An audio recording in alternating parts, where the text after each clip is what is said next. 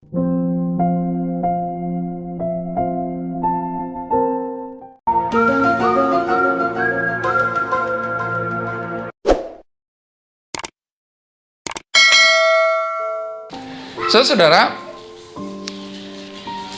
ketika Indonesia merdeka tahun 45, saudara, ada banyak orang tidak menyadari bahwa Indonesia sudah merdeka.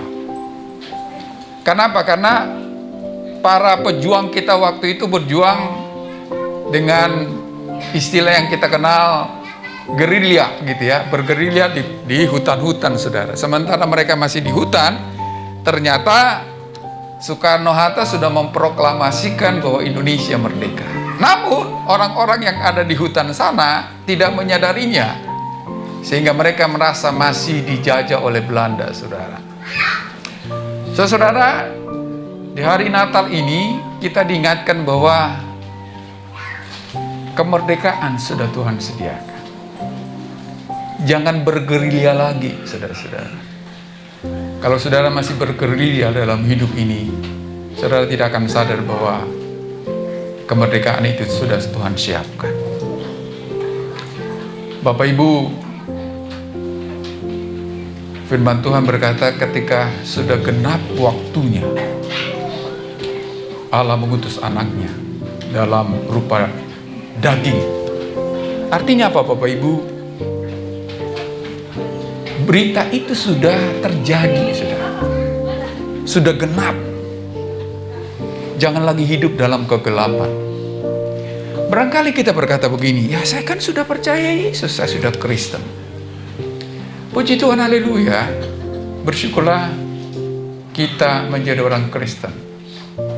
Tetapi jangan sementara orang Kristen, tetapi masih hidup dalam penjajahan dosa, saudara. Hari bahagia pujian kita tadi. Kemerdekaan sudah dikumandangkan. Tetapi kalau kita masih hidup di dalam dosa, saudara, sesungguhnya kita belum mendapatkan bagian dari hari bahagia itu. Nah, supaya kita menikmati itu, saudara, Lukas pasal 4. Lukas pasal 4, sebenarnya dalam satu perikop, tapi saya baca untuk kita 18-19. Lukas pasal 4, ayat 18-19. Saya bacakan untuk kita semua, demikian firman Tuhan.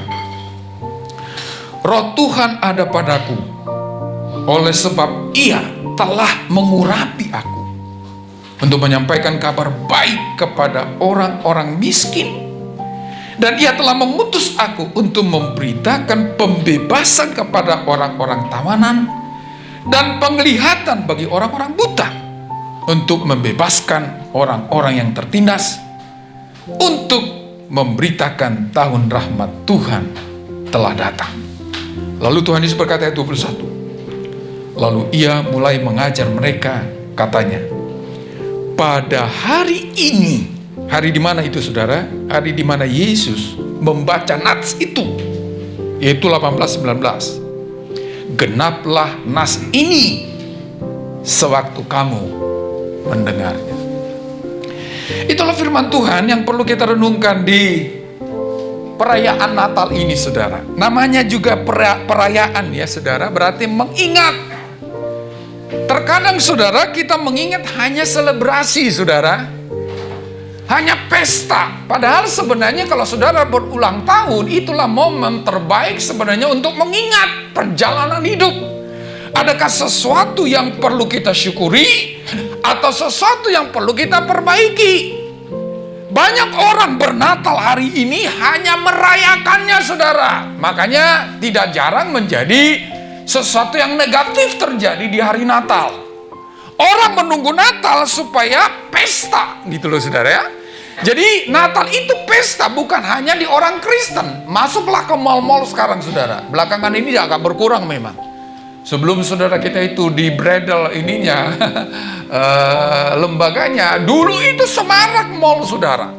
Lebih semarak mall daripada gereja. Kenapa? Merayakan, memperingati, tapi dalam nuansa pesta. Saudara-saudara, saya berharap di Natal kita kali ini, saya tidak berkata saudara belum mengalaminya, tetapi inilah momen terbaik untuk mengingat kembali atau mencoba melihat diri kita dalam konteks rencana Tuhan. Hari bahagia itu, saudara. Kalau enggak, kita lewat dan lewat lagi, saudara. Natal datang dan lewat, saudara. Datang lagi dan lewat. Hanya apa? Merayakan. Tadi malam saya baju baru, saudara. Nah, ini yang baju lama ini. Kan gitu, Natal baju baru. Sudah cukup dengan baju baru, sepatu baru gitu ya. Nggak salah, saudara. Karena saya juga kemarin, nggak ngomong aja kemarin, saya baju baru itu tadi malam, saudara. Nggak salah baju baru, saudara. Tetapi esensi dari Natal bukan baju baru. Namanya memperingati, coba merenung sejenak. Adakah rencana besar Allah itu sudah saya alami atau tidak? Kristen gak menyelamatkan, saudara. Tetapi adakah hari bahagia itu kita sudah alami? Adakah momen di mana Kristus, karena dikatakan ayat 21, saudara, 21 tadi, pada hari ini genaplah nas ini sewaktu kamu mendengarnya. Inilah momennya, saudara. Inilah saatnya. Jadi kalau kita masuk di Natal, sebenarnya itulah waktunya. Kalau saudara belum mengalami, nanti kita akan lihat, saudara, kita sudah mengalami atau belum. Saya tidak berkata sudah mendengar atau tidak. Barangkali sudah berpuluh-puluh kali kita mendengar, saudara. Tetapi apakah kita sudah mengalami? Apakah nats ini yang berkata genap? Sudah tahu genap? Terjadi, saudara. Berlaku. Bukan hanya sekadar sebuah rencana lagi. Memang dalam perjanjian lama, saudara, sebelum Yesus datang, itu sudah banyak kali Tuhan menyuarakan tentang kehadiran Mesias, kehadiran Yesus, Putra Natal itu, walaupun dalam bentuk nubuatan memang. Itulah sebabnya ketika nubuatan itu direalisasikan dalam diri Yesus, Yesus berkata, ini waktunya. Tetapi saudara tahu, kehadiran Yesus sudah lebih dari 2000 tahun, saudara. Harusnya dimulai dia hadir sampai saat ini. Orang-orang mengalaminya, tetapi itu tadi saya katakan, lewat, saudara. Berlalu begitu saja. Padahal Yesus berkata, ini waktunya. Nah, masalahnya, kenapa seringkali lewat, saudara? Apakah Tuhan melewati kita? Tidak, saudara. Allah tidak pernah melewati orang. Sebab firman Tuhan berkata, Tuhan tidak pernah menolak siapapun yang datang kepadanya. Nah, masalahnya, kenapa lewat? Berarti ada masalah di kita, saudara. Ada sesuatu yang membuat kita tidak sejajar dengan rencana Tuhan itu. Makanya lihat ayat yang ke-18, saudara. Supaya kita mengalami dan tidak dilewati oleh berita bahagia itu. Dikatakan ayat yang ke-18 itu, saudara.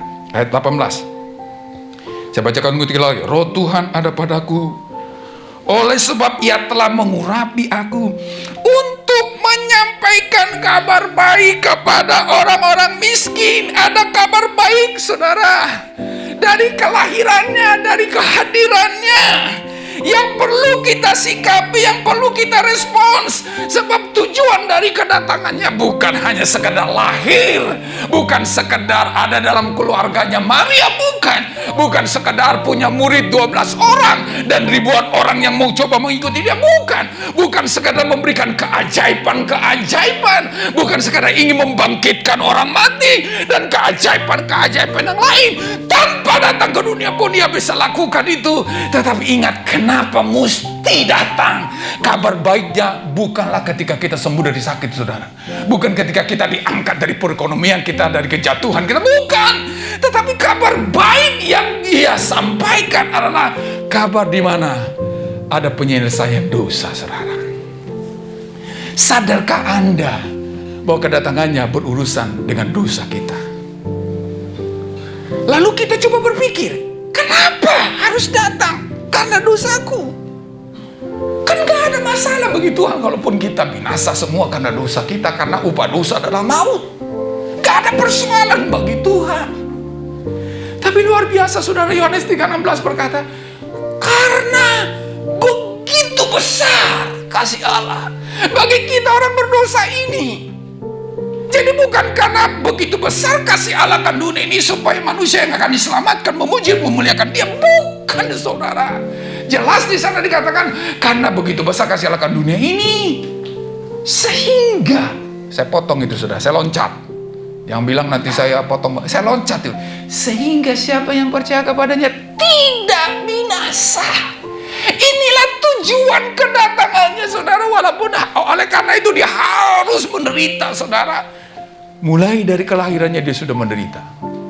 Mungkin Anda berkata begini, apa penderitaan Yesus ada di rahim Maria? Saudara, mudah-mudahan saudara masih ingat tentang khotbah saya beberapa waktu yang lalu saudara. Tentang arti kenosis saudara. Penghampaan diri. Barangkali kalau ada kehamilan, orang tuanya yang sakit saudara. Jarang-jarang janin dalam kandungannya sakit. Tetapi saudara tahu, hadirnya Yesus di rahim Maria itu adalah penderitaan saudara. Di mana penderitaannya? Dia yang tak terbatas. Dia yang maha kuasa. Dia yang adalah Allah itu mau rela terbatas. Berapa sih Pak Michael? Bapak besarnya rahim seorang perempuan? Berapa? Nggak mungkin 10 meter persegi. Enggak. Dia yang tak terbatas ini rela mau dibatasi di rahimnya Maria. Untuk apa saudara? Untuk engkau dan saya diselamatkan. Dari situ dia sudah menderita. Mulai ada di rahim Maria pun itu sudah merupakan penderitaan. Dia harus membatasi dirinya. Walaupun tidak harus saudara. Kalau enggak meledak itu rahimnya Maria. Bumi yang ini aja kata firman Allah tidak muat menampung Allah. Apalagi sekadar sebuah rahim saudara. Untuk apa? Untuk menyelamatkan kita saudara. Saudara yang saya kasih dalam Tuhan Yesus Kristus, dia harus dikejar-kejar oleh Herodes. Kayak nggak punya kekuatan dan kemampuan untuk kata Tuhan kepada Herodes langsung mati itu saudara. Tapi harus dibawa dalam masih bayi begitu 2 tahun saudara pergi ke Mesir. Harusnya sebagai Allah dia bicara dalam hati Yusuf. Mau panggil papa nggak boleh ya sebab bukan ada unsur dari Yusuf, tapi sebagai anak yang berbudi, papa di sini aja. Ngapain pergi? Aku akan menyatakan kuasaku. Tapi itu bukan bayi, saudara, bukan anak itu, dan itu bukan juru selamat. Juru selamat harus menjadi manusia sepenuhnya. Lihatlah kehidupan Tuhan Yesus pelayanan 3,5 tahun saudara. Berbicara tentang menyelamatkan. Dia real manusia. Apa dia tidak bisa turun dari salib itu saudara? Mudah bagi dia. Mudah dia lenyap sehingga gak bisa ditangkap oleh prajurit. Tapi kenapa? Karena dia manusia. Harus real manusia. Ketika keikat saudara. Ketika ditusuk, tembus saudara. Kenapa dilakukan semua itu? Supaya ada kabar baik saudara. Inilah waktunya katanya. Jadi tujuan kedatangan Yesus saudara, apapun yang dilakukan, memang dia lakukan juga memberikan makan 5.000 orang, menyembuhkan orang sakit, baik itu orang timpang, orang buta, membangkitkan orang mati, dia lakukan semua. Tapi ingat, bukan karena itu dia turun ke dunia, bukan. Tanpa turun ke dalam dunia, bisa lakukan itu lewat orang, saudara. Nggak perlu hanya harus dengan dia. Tetapi kenyataan manusia harus diselamatkan, mau tidak mau. Dia harus turun ke dalam dunia ini, ada di rahim Maria, lahir sebagai manusia biasa, terbatas dan dibatasi. Makanya seperti yang saya katakan, kalau saudara masih ingat, ada orang saudara-saudara kita di agama lain, Kalau Tuhan itu menjadi terbatas, dia bukan Tuhan lagi katanya. Karena Tuhan itu adalah pribadi yang tak terbatas. Saat dia terbatas, maka di saat itulah dia menjadi tidak Tuhan lagi. Dia lupa ketika Yesus menjadi terbatas, dia tidak kehilangan yang tak terbatasnya. Betul, memang kalau sampai Tuhan itu terbatas, maka dia bukan Tuhan. Tapi dia lupa ketika Yesus terbatas, bukan kehilangan ketidakterbatasannya, tapi mau rela dibatasi, saudara. Dan itu bukan sesuatu yang mudah dan gampang. Nah, kita aja manusia dibatasi. Sampai jam 10 ya, sudah di rumah. Apaan sini, saya sudah gede gitu kan. Kita aja pulang jam 10, batasnya aja berontak, saudara. Apalagi yang maha kuasa, yang maha luar biasa itu dibatasi dengan kondisi yang sangat terbatas, tanpa kehilangan ketidakterbatasannya. Pernah nonton Superman ketika dia menjadi manusia biasa lagi? Betul, memang dia ditonjok berdarah, saudara. Hilang kesuperannya, hilang, saudara, betul hilang. Tuhan Yesus gak hilang kekuasaannya, tetap ada, tetapi mau terbatas. Kenapa dia lakukan itu? Karena dia tahu, saudara, hanya lewat itu kita bisa diselamatkan. Jadi di Natal ini ingatlah, Allah mengunjungi Anda bukan untuk jalan-jalan, saudara. Bukan untuk perayaan dan pesta. Gak salah, saudara, Anda pesta di Natal. Kan seperti Tuhan juga menyembuhkan orang sakit kan. Tapi bukan untuk itu dia datang, saudara. Pesta di Natal boleh, tapi bukan untuk itu bernatal, saudara. Jangan-jangan nanti Bapak Maulini ngelarang pesta. Boleh. Ajak saya kalau saudara mau pesta, saya mau ikut juga. Ya, Rudolfo ya, kalau mau pesta ajak saya. Tapi ingat, Natal bukan untuk itu. Natal untuk menyadarkan kita bahwa dia datang menyelamatkan kita, saudara. Jangan jadi pestanya yang jadi utama. Ada kisah, saudara, saya nggak tahu benar apa enggak ini, tapi lihat maknanya. Seorang anak berulang tahun, umurnya masih kira-kira ya balita masih, saudara, tapi karena anaknya anak orang kaya, diundanglah semua, gitu kan.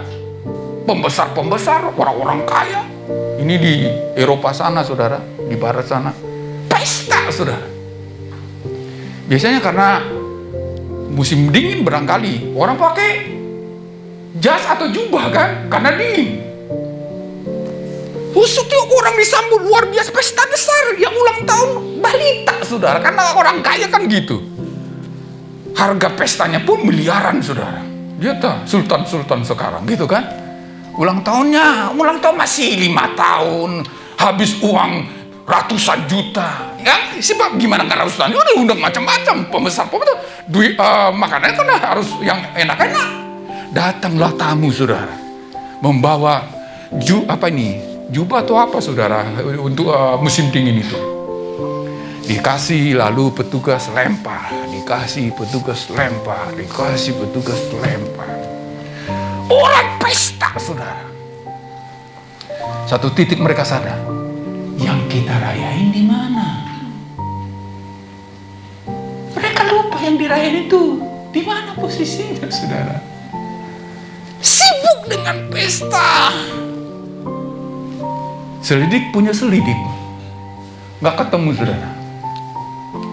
Akhirnya dilihat dari tumpukan jubah-jubah. Ternyata ketika orang-orang lempar jubahnya, dilempar ke tempat anak itu tidur, saudara. Ya mati kelelep, saudara. Bayangin, pesta, tapi yang dipestain mati, saudara. Saya berkata tidak salah pesta. Mungkin setelah pulang dari sini Anda akan makan bersama dengan makanan yang paling spesial. Boleh. Tapi bukan untuk itu kita bernatal, saudara. Genaplah nas ini katanya.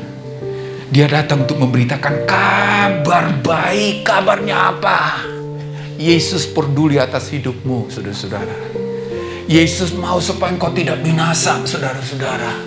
Yesus mau supaya engkau hidup bersama dengan Dia dalam keabadian. Itulah sebabnya Dia bayar harga untuk itu, dan harganya begitu mahal.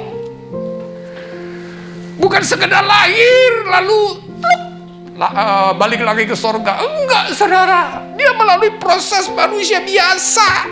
Karena yang akan diselamatkan itu manusia biasa, maka dia pun harus menjadi manusia biasa. Dan karena upah dosa itu mati, yang mati itu manusia biasa.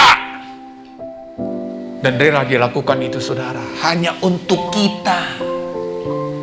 Makanya di Natal ini kita harus bersyukur. Terima kasih Tuhan, Engkau telah datang untuk menyelamatkan aku. Itulah yang harus saya peringati. Doa saya, saudara, kita jemaat di Peniel ini, renungkanlah kasih Tuhan di Natal ini. Bahwa Dia datang hanya satu tujuannya. Yang lain itu adalah bonus, saudara. Tanpa itu pun gak apa-apa. Ya, kalau saudara suatu saat berdoa ketika sakit belum sembuh, jangan kecewa. Karena Yesus datang bukan untuk menyembuhkan Anda. Walaupun suatu saat doa Anda dijawab dan disembuhkan oleh Tuhan. Tetapi Tuhan bisa klaim. Kita bisa klaim Tuhan. Tuhan, Engkau datang untuk menyelamatkan aku. Dan Tuhan pun berkata, jadilah selamat. Gak pernah Tuhan berkata, waktu kita berkata, Tuhan, Engkau datang 2000 tahun yang lalu mencerdikan orang buta. Aku percaya kuasa-Mu sama seperti dahulu kala. Sampai sekarang, celikan mataku dalam nama Tuhan Yesus. Lalu Yesus berkata, aku tidak datang untuk menyembuhkan matamu. Kenapa Engkau menyembuhkan orang lain? Ya karena aku mau menyembuhkan orang itu. Kenapa emang? Kan gitu. Makanya ada pujian kita, saudara. Orang lain kau hampiri. Lu kok jadi apa istilahnya itu? Baper begitu sih. Orang lain dihampiri Tuhan karena Tuhan mau menghampiri dia. Kenapa emang? Ada apa memang? Jadi lama orang Kristen dewasa, saudara. Tuhan datang, tujuannya untuk menyelamatkan. Mau jadi kaya boleh, saudara, doakan. Tetapi kalau suatu saat engkau belum kaya, jangan salahkan Tuhan, karena Tuhan datang bukan untuk membuat engkau kaya. Tapi mohon maaf, kalau engkau belum diselamatkan, tetapi engkau percaya Yesus, salahkan Tuhan. Tetapi Tuhan tidak akan mungkin tidak menyelamatkan engkau kalau engkau percaya kepada Dia, karena itulah tujuan kedatangannya ke dalam dunia ini, saudara. Apakah kita sudah mengalami tujuan kedatangannya? Mudah-mudahan di Natal ini, kalau sudah, bersyukurlah karena kedatangannya engkau beroleh selamat. Engkau menikmati hari bahagia. Engkau telah mengalami kabar gembira, saudara.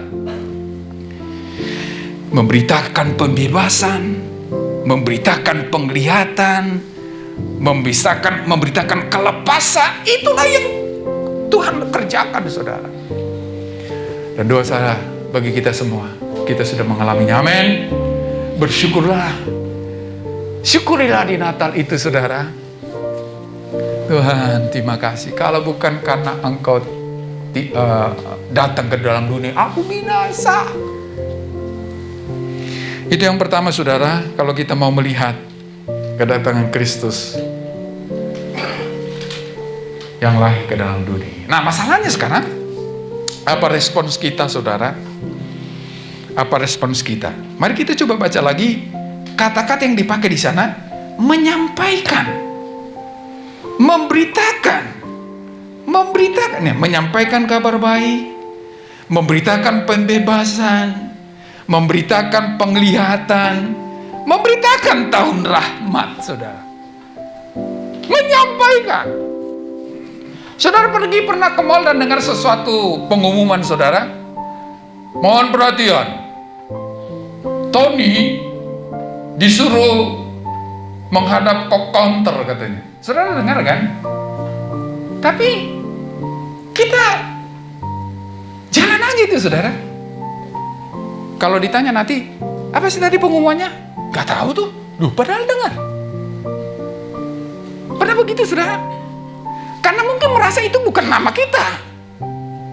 Tony diharap menghubungi counter 2. Tapi ketika kita apa tadi pengumumannya? Gak tahu tuh. Dengar gak? Dengar sih. Banyak orang Kristen seperti itu saudara. Dengar firman, dengar. Dengar kabar, dengar. Tapi tetap hidup dalam kegelapan saudara. Bukankah firman Tuhan berkata, yang menuntun orang dari kegelapan kepada terang Tuhan yang ajaib. Itu karena apa?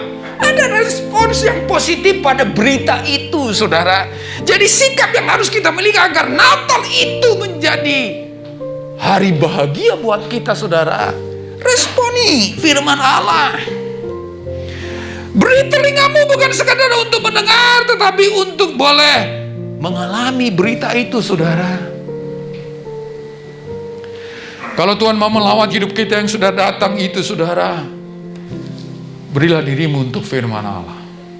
Seperti khotbah saya tadi malam saudara. Kenapa Majus bisa datang dan sampai di Bethlehem?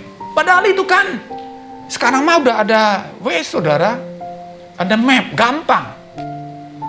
Dulu kita susah cari tempat, sekarang mah gampang. Mau di mana alamatnya? Nggak perlu tanya lagi dulu.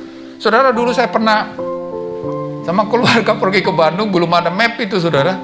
Setiap tikungan kita tanya orang. Setiap tikungan kita tanya orang saudara. Kenapa? Karena kita nggak tahu jalannya. Ada pertigaan kiri kanan. Tanya orang. Mau ke Bandung kemana? Karena kita lewat itu saudara, bukan jalan utama. Oh kiri pak. Oh bukan kanan ya. Pernah saya saudara udah kadung lewat jauh, baru tanya. Oh bapak kelewatan, mundur lagi. Wah repotnya minta ampun. Di zaman sekarang aja masih repot, apalagi di zaman dulu saudara. Tetapi kenapa mereka nggak nyasar? Kenapa sampai di Bethlehem? Karena mereka taat pada bintang, saudara. Jujur, saudara, kenapa hidup kita seringkali kacau? Kenapa? Kenapa hidup kita seringkali nyasar, saudara? Kenapa? Karena kita tidak mau meresponi firman. Sudah diberitakan, sudah dinyatakan kepada kita, sudah disampaikan. Itu tadi, Tony tolong datang ke counter 2. Dengar sih. Tapi si Tony gak sampai di counter 2 saudara. Karena sibuk dengan belanjaan itu saudara.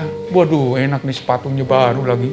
Apalagi perempuan kan jadi Tini datang ke counter 2. Tini ini sibuk cari sepatu yang apalagi lagi baru keluar gitu kan. Perempuan itu gitu kan, sepatunya banyak.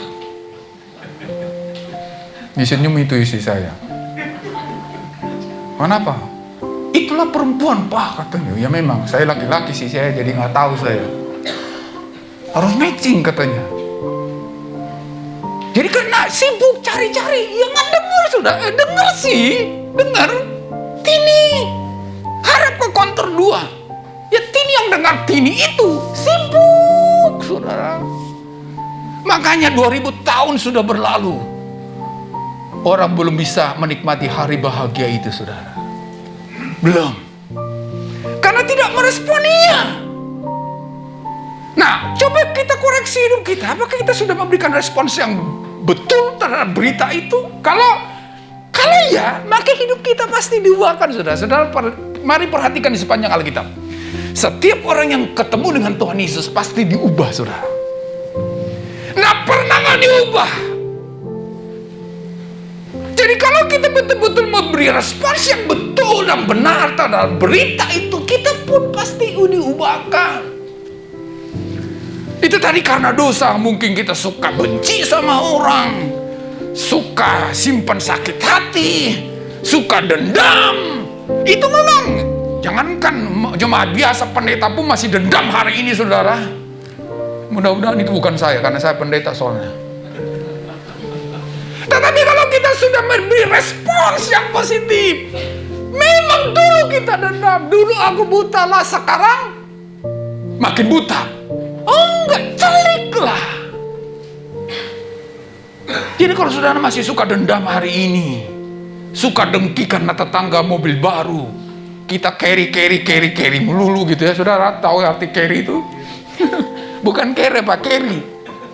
Kalau bahasa Jawa carry itu beda, saudara. Dengki, padahal ya, dia mendapat itu karena kerja keras, saudara. Makanya kalau kita semakin kerja keras, kali dapat gitu kan. Kalau kita sudah meresponinya, maka hidup kita diubahkan. Hidup kita berubah, saudara. Saudara tahu, hanya Tuhan yang bisa merubah orang, saudara. Dan itu terjadi ketika berita itu ditanggapi. Barang siapa percaya kepadanya, yaitu dia yang datang itu, tidak binasa katanya. Ada perubahan kan? Yang dulunya binasa, sekarang tidak binasa. Jadi kalau hari ini masih suka usil, masih suka jahil, masih suka ngomong-ngomongin orang, masih suka ngomong jorok, saudara. Itu tadi, tini. Dengar kata tini, tapi tidak pergi ke kantor, saudara. Kalau saudara mau diubahkan, nggak peduli apapun masa lalu kita. Ya memang setiap orang masa lalunya jahat, saudara. Termasuk yang ngomong ini. Tetapi ingatlah ketika kita meresponi firman Tuhan, melangkah sesuai dengan firman Tuhan, hidup kita akan diubahkan. Kita akan dibebaskan, kita akan dicelipkan, kita akan menikmati rahmat Tuhan. Dan kita lagi tidak hidup dalam kegelapan lagi, saudara. Makanya di Natal ini perlu introspeksi diri, saudara. Masih suka dengki nggak? Masih suka iri hati nggak? Masih suka judes nggak? Masih suka ngata-ngatain orang nggak? Perlu tanggapi firman Allah. Kalau masih, saudara. Itulah makna Natal. Bukan pesta, saudara. Makanya bagus kita kumpul dalam satu keluarga. Apa respons kita pada kehadiran Yesus? Di diri kita. Kalau ngomong mah gampang. Oh, terima kasih Tuhan. Aku percaya Yesus Tuhanku, juru selamatku. Itu mah gampang, saudara. Tapi yang paling utama adalah kenyataan hidup. Sesuai dengan pernyataan kita. Bapak Ibu, Dia datang supaya mengubah kita. Membebaskan kita. Mencelikkan mata kita. Untuk melihat kebenaran, saudara. Kadang-kadang kita masih buta ini. Yang salah dilakukan, yang benar tidak dilakukan. Kan gitu. Buta itu, saudara. Buta. Udah tahu salah, masih jalan aja. Udah tahu salah, masih lakukan aja. Kan buta itu, saudara. Tapi yang benar, berpura bego, saudara. Ya. Kita kadang-kadang seperti itu. Kenapa itu tadi? Respons pada berita itu belum ada. Jadi nggak usah jauh-jauh. Makanya di Natal itu koreksilah diri. Gimana hidupku? Sudah tuluskah? Udah nggak marah-marah kah? Udah nggak jailin orang kah? Udah nggak korupsi kah? Kah yang lain, saudara. Dan itu akan jujur kalau kita terbuka hati kita.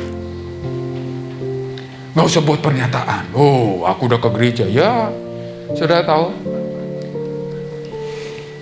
Iblis pun ada di gereja ini. Kaget kan? Makanya hati-hati. Iblis juga ada di gereja ini. Makanya kan ditengking setiap kuasa. Tadi Pak Yogi kan gitu, kuasa ikat, gembok, belenggu, kasihan juga. Injek-injek, tendang gitu kan. Ya kenapa? Karena ada di sini dia. Hati-hati makanya. Ada cerita saudara, ini dongeng sebenarnya, tapi nggak apa-apa kan? Ada tuan atau bosnya iblis kerahkan anak buahnya. Saya lihat di kota itu sudah semakin giat ke gereja katanya. Semakin giat dengan Tuhan. Ayo, coba ganggu mereka. Coba usik mereka. Siap kalian? Siap katanya. Ayo pergi saudara. Oh, dicarilah gereja saudara. Yang ibadahnya semarak, yang ibadahnya kayaknya penuh Roh Kudus gitu. Wah, macam-macam menyebar mereka. Lalu si bosnya ini sidak saudara. Ini mana nih anak buah ini, kerjanya ini bagus apa enggak katanya. Dicarilah gereja. Wah, bagus nih orang. Wih, keren. Dia pergi lagi ke gereja lain. Wah, bagus nih orang. Dia coba mempengaruhi orang-orang di sana. Ada yang ngantuk, ada yang ngomong sendiri, ada yang main handphone. Wah, bagus katanya. Ada yang main WA-an, Twitteran, Facebook, dan YouTube. Wah, bagus katanya. Hebat. Nah, suatu saat dia kaget ketika dia ketemu anak buahnya di satu gereja. Padahal gereja itu harum biru dengan pujian penyembahan. Tapi si setannya ongkang-ongkang kaki di menara gereja. Melihat anak buahnya, marah dia. Sini dulu katanya. Nggak lihat di bawah katanya. Mereka lalu harum biru, kamu masih ongkang-ongkang kaki. Tenang bos katanya. Tenang maksudmu apa? Itu mah selebrasi bos. Pesta. Biasakan pesta. Kalau nggak seru nggak pesta bos. Tapi jamin bos, itu hanya cuma hari itu bos. Nanti pulang udah sama lagi. Oh gitu ya? Jamin bos. Makanya saya nggak perlu susah-susah bos. Ongkang-ongkang kaki aja udah. Karena saya tahu udah ya orang-orang itu kayak apa katanya. Kenapa? Nggak responi berita. Saya tidak berkata pujian kita harus diwaspadai. Enggak saudara. Enggak. Bukan itu tujuan saya. Tapi lihatlah dirimu. Jujurlah menilai dirimu, saudara. Apakah kamu sudah responi berita itu, kabar itu, sehingga engkau dibebaskan, dicelikan, engkau mengalami rahmat Tuhan yang besar. Sebab untuk itulah dia datang. Menyampaikan, memberitakan. Tahun rahmat Tuhan sudah datang. Jangan seperti pejuang Indonesia yang bergerilya saudara di hutan-hutan. Masih ada dalam penjajah pada udara merdeka saudara. Mudah-mudahan kita sudah merdeka ini tidak dijajah lagi saudara. Dan itu sudah terjadi hari ini saudara. Nggak perlu tunggu lagi. Makanya di Natal itu ingatlah dia sudah datang untuk melawat kita dengan satu tujuan, supaya menyelamatkan kita saudara. Jangan lewatkan itu. Dan Natal itu mengingatkan kita untuk introspeksi diri, melihat kedalaman hati kita. Siapa aku sesungguhnya sekarang? Masihkah aku seperti tahun kemarin? Atau sudah diubahkan oleh Tuhan? Ingatlah saudara, dia datang untuk mengubahkan kita. Dan kalau kita belum berubah saat ini, itu karena kita saudara belum meresponi firman-Nya secara benar. Tetapi kalau betul kita responi secara benar, maka mata hati kita akan dicelikan melihat kebenaran. Kita akan dibebaskan dari tawanan dosa. Kita dimerdekakan. Hari bahagia telah datang. Sudah mau mengalaminya, amin. Mari kita berdoa.